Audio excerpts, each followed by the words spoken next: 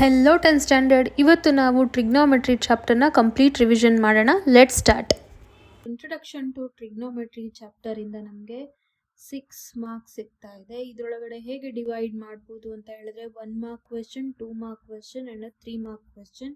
ಇದರೊಳಗೆ ನೀವು ಯಾವ್ಯಾವುದು ತುಂಬ ಇಂಪಾರ್ಟೆಂಟ್ ಆಗಿ ಪ್ರಾಕ್ಟೀಸ್ ಮಾಡಬೇಕು, ನೆನ್ಪಿಟ್ಕೋಬೇಕು ಅಂತ ಹೇಳಿದ್ರೆ ದ ಟ್ರಿಗ್ನೋಮೆಟ್ರಿಕ್ ರೇಷಿಯೋಸ್ ನೆನ್ಪಿಟ್ಕೋಬೇಕು, reciprocal ratios, trigonometric ratios of some specific angle and trigonometric ratios of complementary angle and trigonometric identities. ಇದಿಷ್ಟನ್ನು ನೆನ್ಪಿಟ್ಕೋಬೇಕು. ಇದಿಷ್ಟ್ರ ಮೇಲೆ ನೆನಪಿದ್ರೆ ಪ್ರಾಬ್ಲಮ್ಸ್ ಮಾಡ್ಬೋದು.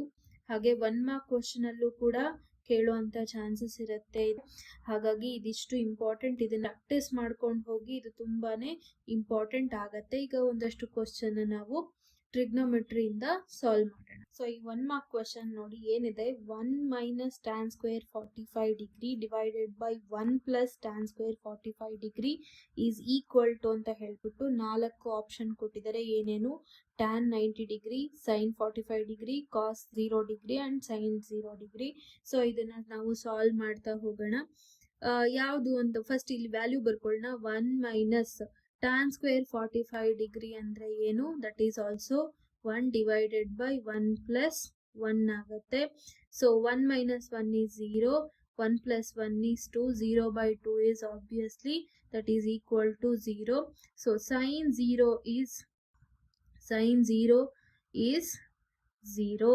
ಸೊ ಇಲ್ಲಿ ಯಾವ ಆಪ್ಷನ್ ಕರೆಕ್ಟ್ ಆಗುತ್ತೆ? ನಮಗೆ ಆಪ್ಷನ್ ಡಿ ಕರೆಕ್ಟ್ ಆಗುತ್ತೆ. This is how you have to solve the MCQ question. So ಇಲ್ಲಿ ಇನ್ನೊಂದು ಕ್ವೆಶ್ಚನ್ ಇದೆ. sin theta is equal to 3 by 5 and cos theta is equal to 4 by 5. Find the value of sin square theta plus cos square theta. ಅವರೇ value ಕೊಟ್ಬಿಟ್ಟಿದ್ದಾರೆ. ಏನು?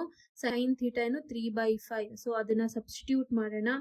sin square theta plus cos square theta. sin square theta 3 by 5 whole square plus cos square theta ಅಂದ್ರೆ 4 by 5 whole square. So 3 3s are 9, 5 5s are 25 plus 4 4s are 16, 5 5s are 25. ಇದನ್ನ LCM ತಗೊಂಡ್ರೆ 25 divided by, so 9 plus 16 that is 25 by 25.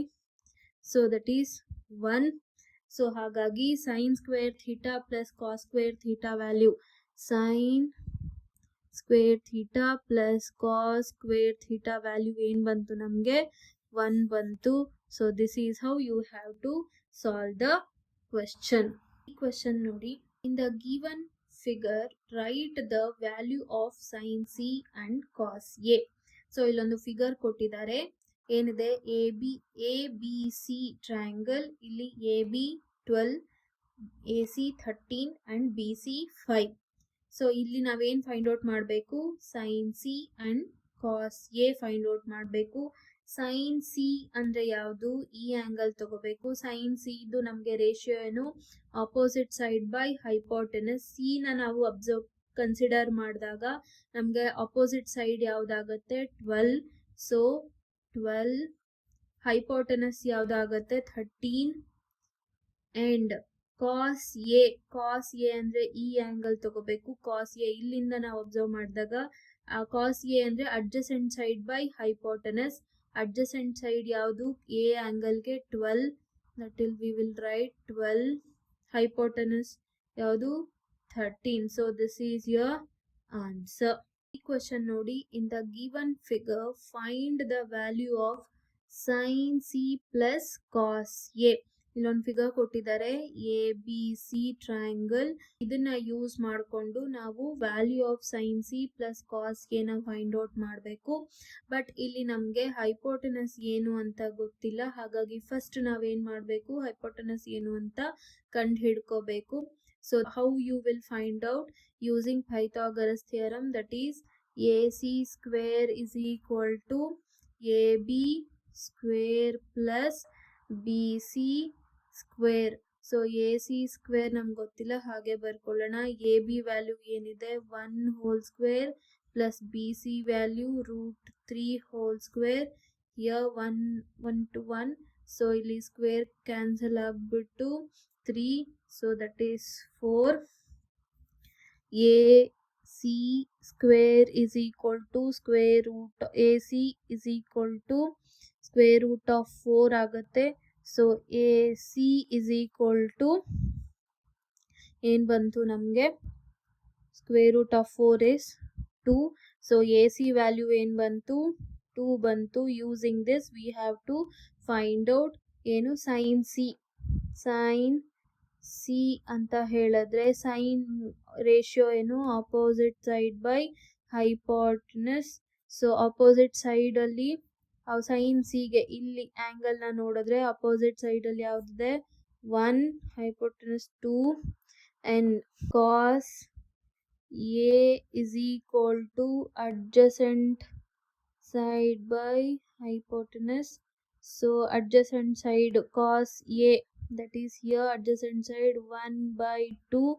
So sin C plus cos A 1 by 2 plus 1 by 2. So 2 will be the LCM, 1 plus 1. So 2 by 2, the value is 1. So the value of sin C plus cos A value ಏನು ಬಂತು, 1 ಬಂತು. So this is how you have to solve the question ನೋಡಿ. ಈ ರೀತಿಯಾದಂಥ question 3 marks ಅಲ್ಲಿ ಕೇಳುವಂತ chances ಇರುತ್ತೆ. ಏನ್ question ಅದು ಅಂತ ನೋಡೋಣ. Prove that square root of 1 plus sin A by 1 minus sin A is equal to secant A plus tan A. We'll take this LHS here. 1 plus sin A divided by 1 minus sin A ಬರ್ಕೊಂಡಿದೀವಿ. ಈಗ ಇದನ್ನ multiply ಮಾಡೋಣ. Numerator ಮತ್ತೆ ಡಿನಾಮಿನೇಟರ್ನ ಯಾವ್ದ್ರಿಂದ multiply ಮಾಡೋಣ ಅಂದ್ರೆ 1 plus sin A ಇಂದಾನೆ multiply ಮಾಡೋಣ. 1 plus sin A. ಆಗ ನಮ್ಗೆ ಏನ್ ಬರುತ್ತೆ, square root of 1 plus sin A into 1 plus A ಇದೇನು, 1 plus sin A whole square ಬರುತ್ತೆ ಡಿವೈಡೆಡ್ ಬೈ, ಬಟ್ ಇಲ್ಲಿ ನೋಡಿ 1 minus sin A into 1 plus sin A ಇದೆ. ಸೊ ಇದೊಂದು ಐಡೆಂಟಿಟಿ. ಯಾವ್ದದು, ಇದೆರಡು ಮಲ್ಟಿಪ್ಲೈ ಮಾಡಿ ನಮ್ಗೆ ಏನು ಐಡೆಂಟಿಟಿ ಸಿಗುತ್ತೆ, 1 minus sin square A ಬರುತ್ತೆ. So 1 minus sin square A ಅಂದ್ರೆ that is cos square A ಅಂತ ಬರ್ಕೋಬಹುದು. We'll write in the next step 1 plus sin A whole square divided by cos square A ಅಂತ ಬರ್ಕೊಳ್ಳೋಣ.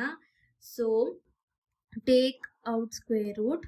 ಈಗ ನಮ್ಗೆ ಏನ್ ಸಿಗತ್ತೆ, 1 plus sin A divided by cos A ಸಿಗತ್ತೆ.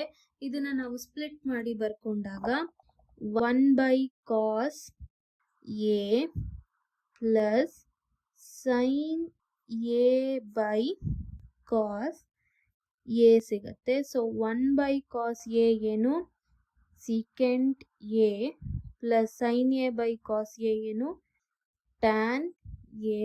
So this is how LHS is equal to RHS.